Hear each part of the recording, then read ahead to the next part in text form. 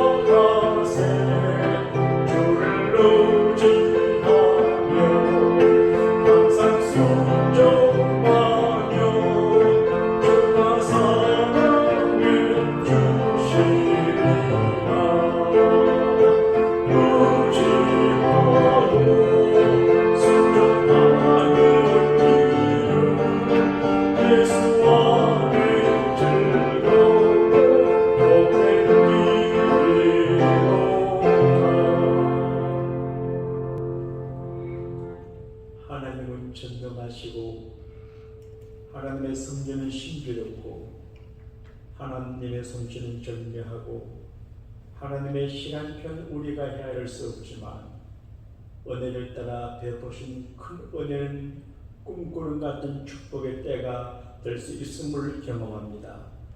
오늘도 사랑하는 교우들과 우리 모든 자녀들에게 아버지 놀라운 은혜 큰 일 꿈꾸는 같은 축복을 허락해 주시기를 기도합니다. 이 모양 저 모양으로 인생의 무거운 짐을 지고 눈물 흘리며 씨를 뿌리는 것 같은 때를 사는 분이 있을지라도 결코 낙심하지 말고 울며 씨를 뿌리는 기쁨으로 그 달을 건다는 사실을 믿고 희망과 소망 가운데 오늘을 살아가는 우리 모두가 되게 하여 주옵소서. 우리와 우리 교우들과 자녀들을 버리지 아니하시고 이 세계를 버리지 아니하시고 교회와 성도들을 지켜주시는 구주 예수님 이름으로 축복하며 감사기도 올리옵나이다. 아멘. 시편 126편은 정말 놀랍고 신비롭고 이해하기 어렵고, 그런데 사실은 꿈꾸는 것 같은 하나님의 축복을 이야기합니다. 우리도 가끔 너무 좋은 일을 만나고 너무 큰 일을 만나고 이렇게 어려운 상황하는데 이게 꿈이냐 생시냐 그렇게 하잖아요. 너무 좋은 일을 만날 때 자기 허벅지를 꼭 찝어봅니다. 이게 진짜인가? 일상적인 생활에 볼 우리가 받으며 살아가는데 이제 보편적인 은혜도 있고 특별 은혜가 있는데, 대개 사람들은 보편적인 은혜 가운데 사는데 가끔 하나님께서 특별한 꿈 같은 굉장한 축복을 주실 때가 있거든요. 우리가 축복이라고 하는 말을 오해하기 쉬운데, 이게 기복이 되면 복이 목적이 되고 복을 기도하고 복을 우선적으로 생각하는 것은 기복적인 것입니다. 그러나 하나님 죄를 주로 살아가며 우리가 세상에 살 때 하나님께서 허락하시는 축복을 만난다고 하는 것은 정말 귀한 일이거든요. 꿈꾸는 같은 축복이에요. 이 시편 126편의 배경은 우리가 잘 아는 것처럼 바벨론에 70여 년 종으로 끌려가 있던 사람들이 고레스 왕의 해방 칙령을 받고 고국으로 돌아올 이야기입니다. 와, 참 꿈꾸는 것 같아. 어떻게 우리가 고국으로 돌아가냐? 70년간 잊지 못하던 조국으로 우리 아버지, 할아버지가 살던 곳으로 돌아간다. 놀라운 일이, 이게 너무 꿈 같은 일이에요. 그래서 우리 입에는 웃음이 가득했다. 여러분, 웃을 일이 별로 없다 그런 말을 많이 합니다. 근데 많이 웃어야 건강하고, 많이 웃어야 관계가 좋아지고, 많이 웃어야 복이 찾아옵니다. 요즘 이제 힐링 방법 가운데 스마일 힐링이라고 하는 게 있대요. 아픈 사람들을 모아가지고 한 시간 그냥 웃게 한대요. 하하하 웃으면 나중에 억지로 웃다가 진짜 웃게 됩니다. 그러면 병이 다 도망간대요. 음악 치료도 있고 스마일 치료가 있다고 그러죠. 그런데 우리 입에 웃음이 가득하다. 이게 얼마나 멋진 일이에요. 인생은 힘들고 어려워 복잡한 일이 많아요. 길지도 않아요. 그러나 한면생은 좋은 일도 많아요. 예배하는 게 즐겁고, 기도하는 게 즐겁고, 기도하는 게 즐겁고, 그리스도와 깊은 영적인 펠로십을 갖는 게 얼마나 신비롭고 좋아요. 좋아요.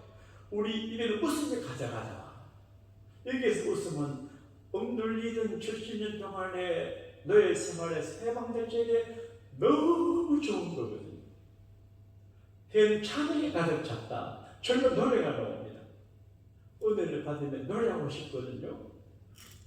노래하고 주일날 낮침교 후에 찬양을 많이 하는데, 찬양을 많이 하고 나면 반드시 기적이 일어나거든요. 근데 찬양을 함으로 기적이 일어나기도 하지만 큰 은혜를 받으니까 절로 노래가 나옵니다. 우리 입에는 웃음이 가득하고 귀에는 찬양이 가득 찼도다. 왜냐? 여호와께서 우리를 위해서 큰 일을 행하셨다. 큰 일. 크지 않은 일이 없습니다. 모두보다 큰 일입니다. 그런데 상식과 일상을 뛰어넘는 스페셜한 큰 일을 하나님 행하셨어요. 사람마다 큰 일이 다릅니다. 긍정적인 의미에서 자기가 생각하는 큰 일이 있습니다. 그 큰 일을 꿈꿨는데 하나님께서 큰 일을 이루어 주신다는 거지. 지난 밤에 제가 우리 어머니가 세상을 떠나신 다음에 꿈에 저 안 나타나셨어요. 10월 3일이 이제 그 추도일이거든요. 그런데 어제는 한복을 단정 입으신 어머니가 단정한 모습으로 나타났어요. 그래서 참 마음이 좋아요. 아이고, 엄마 보고 싶어 하니 꿈에 나타나셨구나. 그래서 하나님 앞에 휴가를 받아가지고 오신 것 가지고 남한다고? 작은 일이에요. 근데 어떤 경우는 큰 일도 있어요. 큰 일도 있어요. 그런데 요셉이 노예로 팔려가서 보디발 집에 있다가 큰 일을 당해서 부정적으로 왕의 감옥에 갔는데, 왕의 감옥에 갔다가 어떤 왕의 신하의 꿈을 해몽해 준 게 인연이 돼가지고 왕의 꿈을 해몽함으로 30세에 공부 총리가 됐을 때 큰일이 비기랬지. 하나님께서 여러분 자녀들 우리 교회 안가밖에 큰 일을 행해 주시기를 축복합니다. 그 다음에 신비로운 말이 있습니다. 울며 눈물을 흘리며 씨를 뿌리는 자는 기쁨으로 거둔다. 되게 너무 힘들고 눈물스러고 고통스러우면 손을 놔버려요. 공부도 안 해요. 일을 그만둬요.